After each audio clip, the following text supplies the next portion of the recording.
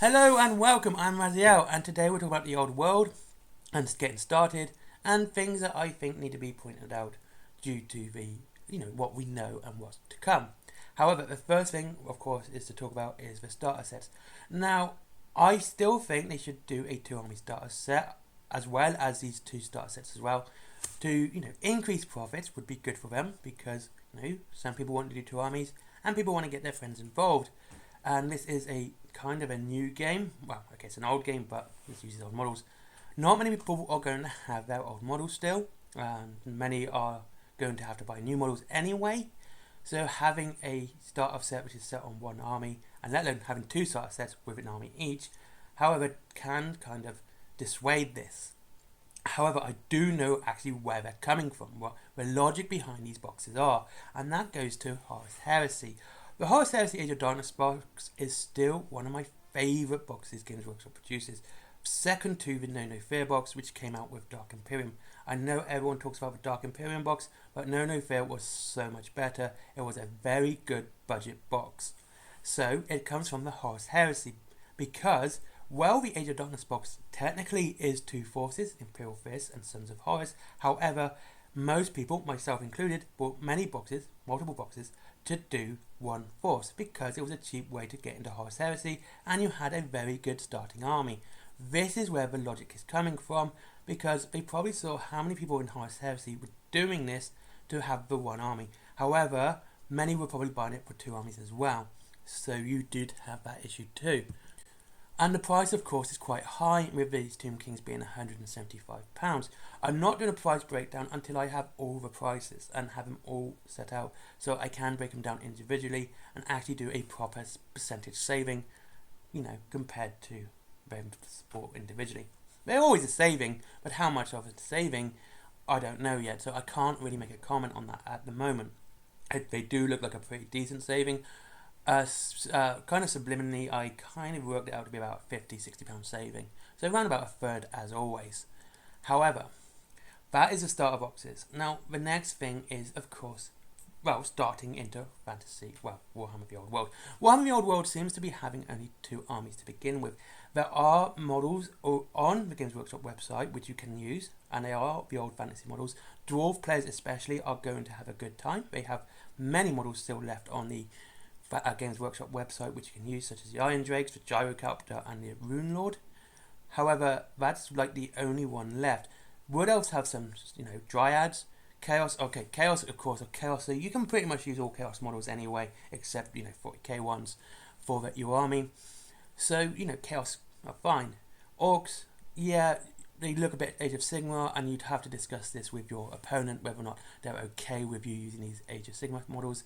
Except Goblins, especially like the Gloomspite Gits, they're very good for Warhammer Fantasy, because so many of them have not really had that much of change to look Age of Sigmar and still maintain that old Goblin aesthetic, which is pretty good. So at the moment, you've really got only 2 forces for the game. There are others if you know where to look, such as the Cities of Sigmar section of the Warhammer Games Workshop website, the Chaos, and that's the other thing. One thing I have noticed, many of the PDF armies now.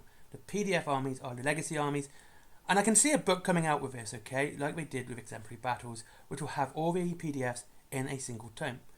Good idea, because you can take the book about, but it won't get updates.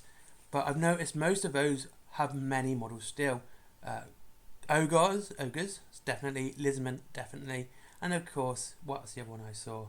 Vampire Counts. I all have many models still available on the Warhammer Fantasy website. Oh, and Dark Elves, available to buy to this date for your, Old World armies if you're going to do a legacy force.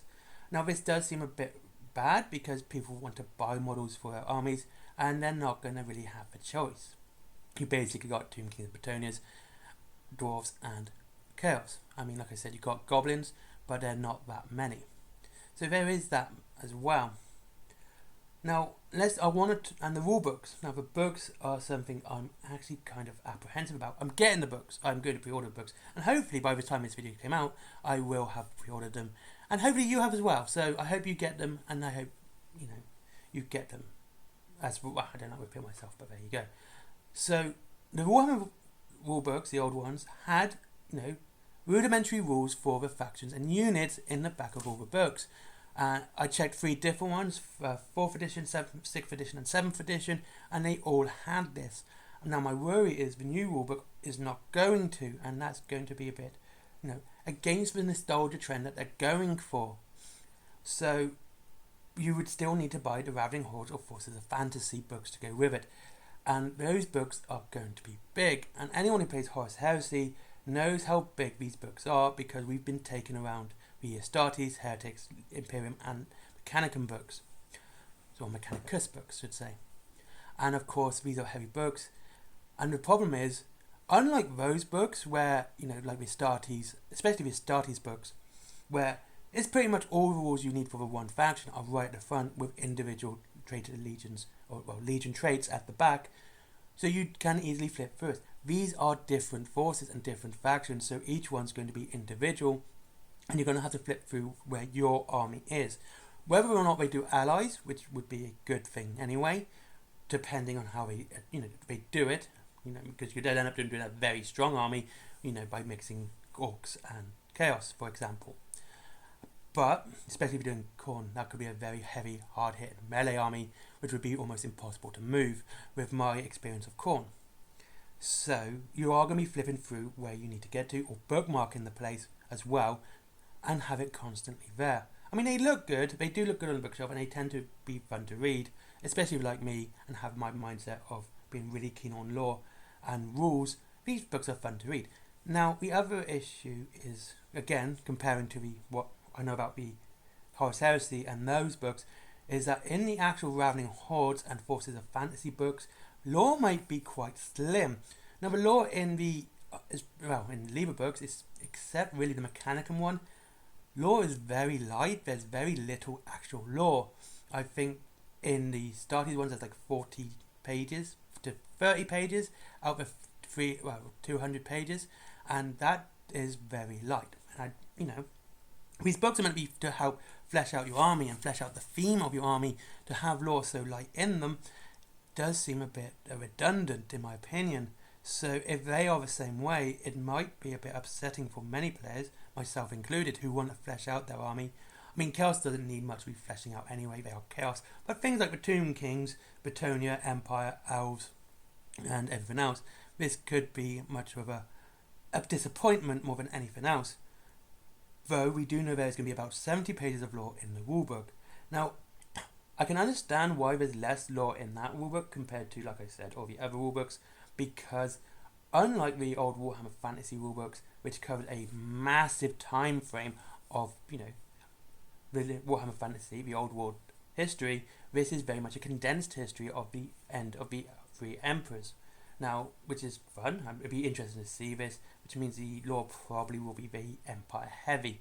There's not a problem with that. I mean, it will flesh out the area, and we might see stuff about the Tomb Kings. Well, that's what they tend to do.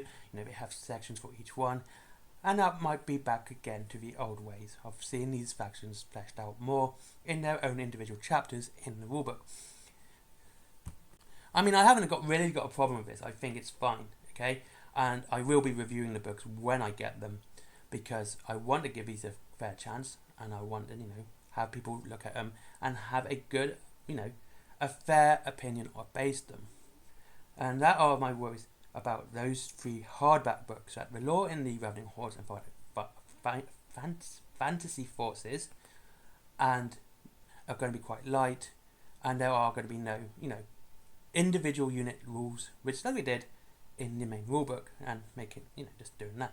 And then again, you got the Arcane Journals. Now, the Arcane Journals, I first thought were going to be like, codexes. However, they're more like supplements. I'm not a fan of supplements. I never have been. I think they were an absolute horrid thing Games Workshop have ever done, all the way back from 3rd edition, with like the Craft World and Catachan books. They're slim, they're light, and they tend to only increase sales and nothing else. They're not really good for the individual player, because they don't really add anything to them. They've said that you do need the main rulebooks to use the Arcane Journals. I think this is quite a poor decision to make, in my opinion. Mainly because if you're going to make a book like the Arcane Journals, based on the Tomb Kings and Bretonians and Chaos Widows and everything else to come afterwards, Why not just include all the rules there? People are going to buy the big books. They always do. People buy all the codexes anyway. I did buy all the 8th edition codexes. Well, I'm missing 2. Because, I wanted to collect codexes. I decided I'm not going to do this anymore because I just want to collect the codexes for the armies I like. Like, I'm going to collect the Aldar ones. So, I just think they should have just included all the rules for those factions in those books anyway, rather than having them as, supplements to a bigger book. So if you want to use like the Bretonnian Exiles, you're going to need the Arcane Journal, you're going to need the Forces of Fantasy as well. So you're taking 2 books with you, and these, like I said, these books are going to be big and heavy, and they're going to be a pain in the ass to carry around with you all the places. I will also make a prediction. I can see the Legacy armies getting their own book, just to have a 3rd book, like the Exemplary Battles books that we got for Horus Heresy. So I can see that happening as well. We've got Siege of Catonia. And we'll probably see some, campaign books coming out as well, which will be pretty cool, because I would like to see a campaign of the War of Vultures, which happened at the time, just Chaos versus the Tomb Kings, when Chaos decided to attack Khemri because money. I mean, it's always good to have a very base interest into invasion, such as greed. I mean, it's not a big one, but it does actually add a bit more to the actual force. But they aren't all about one thing, but they can, go and do things on their base desires instead. Now, finally, is probably my most contentious part of this video. And if you got this far, thank you very much. I hope you enjoyed this ramble about getting started. And that is plastic, resin, and metal. Plastic, I'm fine with. Games Workshop does good plastic. I have no issues with this. I think having more plastic is fine. Their plastic is very good to use. I have very little issue with it. I mean, and I do Aldar, so I'm used to the fiddliness of it. So no problem. I have no issues, and I do think more things should have been released in plastic rather than metal. Next is resin. We know it's not fine cast, so we know we're getting forged resin for some models, especially the newer stuff. So, and my only experience with forged resin, I'm going to continue calling it forged resin because you know what I'm talking about if I say expert model resin. It's not been a problem. I've been fine with it. It is basic resin. I've got no issues with it. I've used better resin. I've used worse resin. Raw cradle resin is probably the best resin I've ever used. It always ends up making the model feel like a single solid piece, even if it's quite a large model, like their Mr. Ears. And again, it just feels really nice. And with Mr. Ears, I found that you didn't even have to mold the pipe in his back. It was already molded and it fitted perfectly. And it just feels like a single piece, like it was molded out of a single block of resin. And it's just my poor modeling skills that you can see the cracks and nothing else. Again, I like raw cradle resin. It's good, it's easy to use, it's fun to paint, and I have no issues. So, like I said, the Esoterist is my only example I can use with forged resin. I can't say anything else. Now, of course, Finecast is a horrible resin. It feels light, it feels fragile, and of course you get all those air bubbles in it as well, which is just a pain in the butt. So we know we're not getting Finecast. But metal is a polarizing subject, because some people, I think, have rose-tinted glasses when it comes to metal. They remember metal, that get made, basically the models got downgraded to Finecast, but they forget how awful metal can be used, such as building a metal model requires pinning. Now, certain models, this is fine. This is no issues. I mean, if you like Space Marines, Bretonnian Knights, anything that has quite a chunky body and quite chunky joints, yeah, that's fine. It's absolutely fine because pinning is simple. Pinning is basically you make a little extra joint to strengthen the bond. However, things like skeletons, especially things like Cetra, pinning is a pain in the bottom. It's an absolute pain because it is so fiddly. It is so annoying, and you have to get it absolutely right, or you're going to wreck your model horribly, because they are thin models, they are fine models, and you have to basically use a bit of a metal which is about the same size as one of the bones in the skeleton to pin it together. So it's a lot of hard work. Secondly, metal is heavy, and I remember taking a lot of metal models back in the day and basically looking like I've been working out for a month, because they are very heavy, and when they break, and you're going to have to build them all together, especially if it's a big model. I'm glad the steam tank is in plastic, because the steam tank is a good example of this. If that was to break, that is going to be such a, again, an absolute pain to rebuild, and you're going to have to rebuild it. Those who played Inquisitor back in the day, like, this is an old game where it was large models. I can't remember this scale, but they were quite big, basically the size of a dreadnought, and all metal. And if you use something like Artemis, if that broke, you had basically just a lot of bits of Artemis floating about, because he was so heavy, even pinning may not hold the joints too well. And that was the other problem. The weight of the model can end up breaking the model at the same time, and it was a pain. And this is the most important point. Games Workshop paints, Army Painter paints, all these modern paints aren't designed for metal. Even the primer will probably stick well, but isn't a metal primer. It's a plastic primer, which means chipping is going to happen. And metal does chip a lot, and you can see it in some old models. If you've got old models, you can see the chipping and stuff like that, where it's just basically just banged against something, even a bit of fluff, and the paint came off. Because the paint isn't designed for metal, it is designed for plastic and resin, which is a completely different thing. So I'm not so hot on the metal prospects. However, I am quite excited about many things of this game. I hope this wasn't too much of a negative video. I am excited about many things, and I'm looking forward to playing the game first, especially when I start using Chaos. I haven't used Chaos in a long time. I was always a Dark Elf player and a Skaven player. So, yeah, basically any fantasy I've always used that elf. So I am excited. I may get a small Dark Elder army just to play the game on a Legacy army, because I like Dark Elves. And I hope we see things like more dragons coming out as well. Okay, bit of an addendum, this is another point. The old models becoming re-released. I can see them going up in price. And I did say this to get them when they were cheap.